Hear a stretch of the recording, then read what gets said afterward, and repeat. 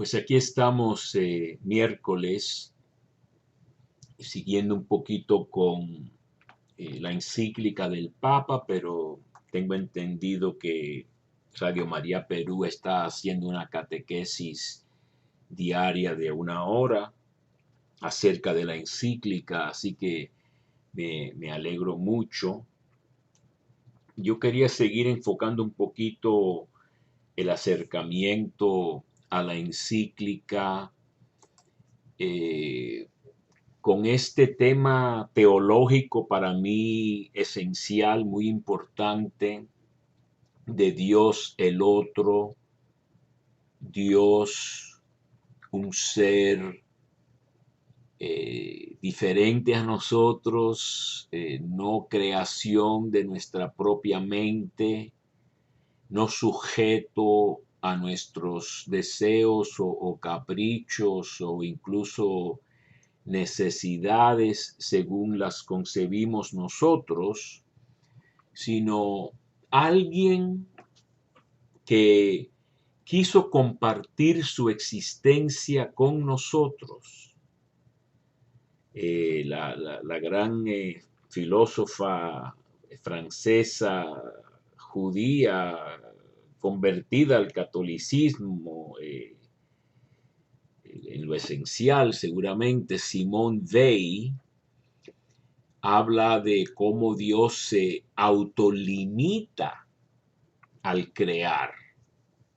Quiere decir que es como invitar a alguien a tu casa que tiene necesidad de estar allí cuando tú no quieres a esa persona que esté allí, ¿no? Una vez que Dios nos crea, pues ya no goza, se puede decir, de su bienaventuranza y felicidad trinitaria, donde todos se aman y no necesitan de nadie más, sino que Dios quiere compartir esa dicha, esa existencia, y crea al universo, y en un proceso yo creo muy largo y muy misterioso y muy revelador de la grandeza y de la naturaleza y de la sabiduría y majestad de Dios, finalmente surge el ser humano con un cerebro desarrollado, con la capacidad de pensar, de decidir, de hablar, etcétera, e incluso de rechazar a Dios. Es el misterio tremendo de nuestro libre albedrío, de nuestra libertad. Y entonces, un tema de meditar es el tema este de por qué existimos y sin haberlo pedido, pero nuestros padres se amaron. La naturaleza misma, la antropología lleva a los seres humanos y específicamente al hombre y a la mujer a tener relaciones físicas que la naturaleza misma eh, crea a otro ser humano, ¿no? En un proyecto que es de dos personas que se aman idealmente y bendecidas por Dios, y la enseñanza católica es que Dios infunde el alma, como que el alma es algo específicamente que Dios tiene un dedo particular en infundir. Y entonces tenemos todo este camino tan largo que caminamos por este desierto, ¿no? De los desterrados hijos de Eva, aprendiendo tantas cosas. A veces es un camino muy largo, muy duro. Esta mañana yo estaba rezando y lo que me tocó leer cuando leí la Biblia, porque todos los días leo varias cosas, pero la última que leo antes del rosario es un trozo de la Biblia que voy siguiendo en orden. Me toca ahora el capítulo 43 de Isaías.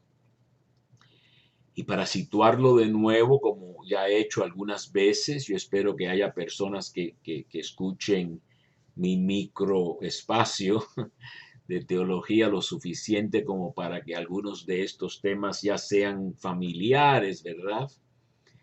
Pero el capítulo 43 de Isaías, que viene después del 40, es parte de lo que, comenzando con el capítulo 40, se llama el libro de la consolación de Israel. Después del gran castigo de la invasión de los babilonios, que destruyen el templo, deportan a las clases dirigentes y a personas con ciertas capacidades artesanales y especialidades de trabajos y cosas así, y se van a una tierra extranjera de exilio literal, ¿no? Y allí pues se sienten muy mal y tienen que recapacitar sobre su vida. ¿Qué hicimos? ¿Cuál ha sido nuestra historia? ¿Por qué ha sucedido esto?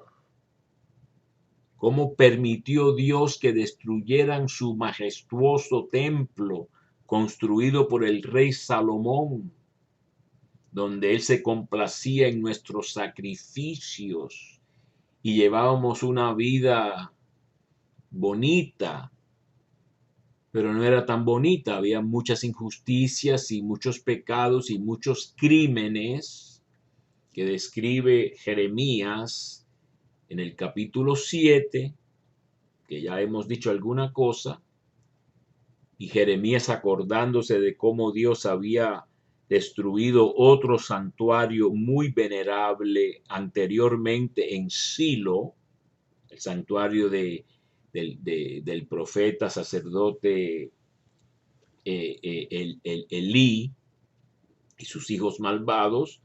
Jeremías tranquilamente predice que también este nuevo templo puede ser destruido si el pueblo sigue pecando, ¿no? Esa es la gran lección del exilio.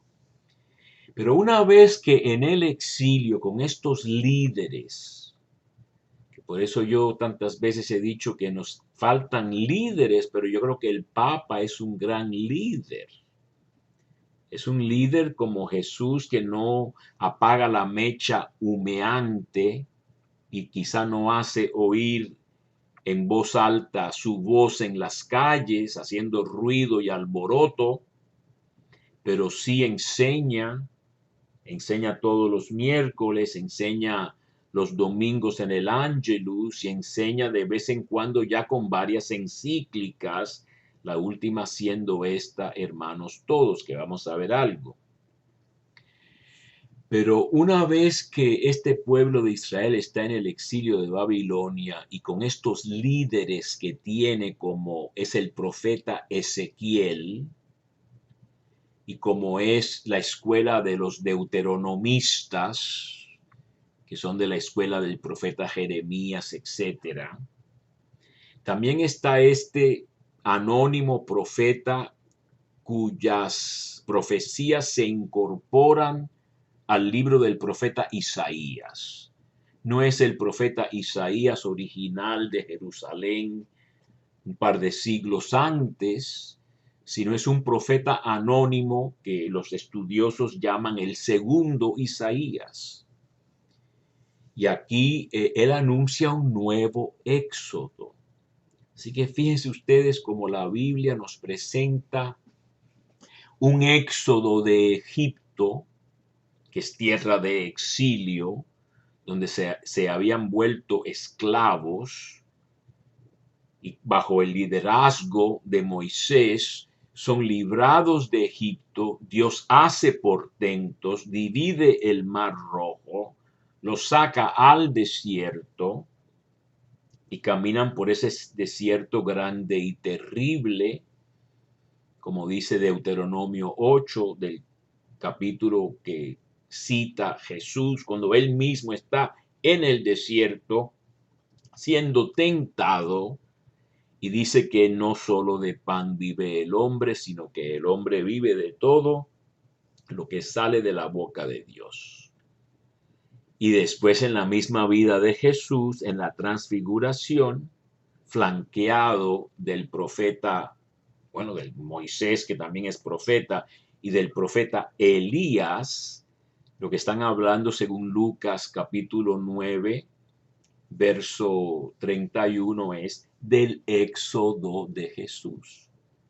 Así que nosotros estamos tratando de hacer nuestro propio éxodo, salir de la esclavitud del pecado, de la ignorancia, de servir a dioses falsos, ¿verdad? Y entrar en una tierra prometida nueva, donde hay armonía, paz, no hay avaricia, ni guerras, ni asesinatos, ni mentiras, ni manipulaciones. Suena utópico, una palabra griega que quiere decir sin lugar, que no existe. Utopía es un lugar que no existe, pero aspiramos a este cielo nuevo y tierra nueva. Y entonces yo quería leerles lo que dice, lo que la Biblia de Jerusalén llama prodigios del nuevo éxodo de Babilonia.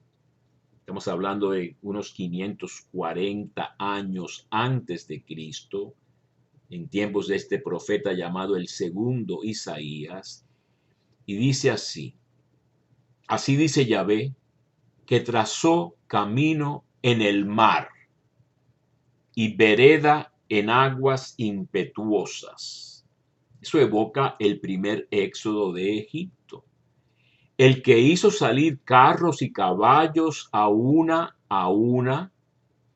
con ejército poderoso, a una se echaron para no levantarse, se apagaron como mecha que se extingue. ¿No os acordáis de lo pasado, ni caéis en la cuenta de lo antiguo? Como diciendo, se han olvidado de la historia de lo que hice yo, Yahvé Dios, cuando lo saqué de Egipto. Pues bien, he aquí que yo lo renuevo, ya está en marcha. ¿No lo reconocen? Sí, pongo en el desierto un camino, ríos en el páramo. Las bestias del campo me darán gloria, los chacales y las avestruces, pues pondré agua en el desierto y ríos en la soledad, para dar de beber a mi pueblo elegido. El pueblo que yo me he formado contará mis alabanzas. Está diciendo que va a haber un nuevo éxodo. El segundo Isaías lo describe incluso como más glorioso que el primero. Igual que nosotros como cristianos tenemos que pensar que el nuevo éxodo al que nos conduce Jesús, o en el que nos conduce Jesús, va a ser todavía más glorioso. Estos son como imágenes, figuras de la salvación que trae Jesús. Entonces, el tema para ya casi ir terminando es el tema de que Dios nos sorprende. Tenemos que estar siempre dispuestos y abiertos a las sorpresas, a las cosas nuevas que hace Dios, a las renovaciones que Dios opera en nosotros o nos ofrece operar si nosotros cooperamos. A punto, ¿no? Esta mañana les comparto ya una experiencia bonita. Estaba yo un poco pesadumbrado, ¿no? Y quise contactar a mi profesor de tesis, un inglés, y busqué su teléfono, me lo dieron y lo llamé y lo sorprendí después de de 20 años prácticamente, ¿no? Sorprendí a mi profesor, que es un anciano de 80 y tantos años, en Inglaterra, en el norte de Inglaterra, donde está muy bien, muy contento, y lo sorprendí, así que deberíamos de sorprendernos unos a otros con saludos y actos de bondad. Y con eso termino.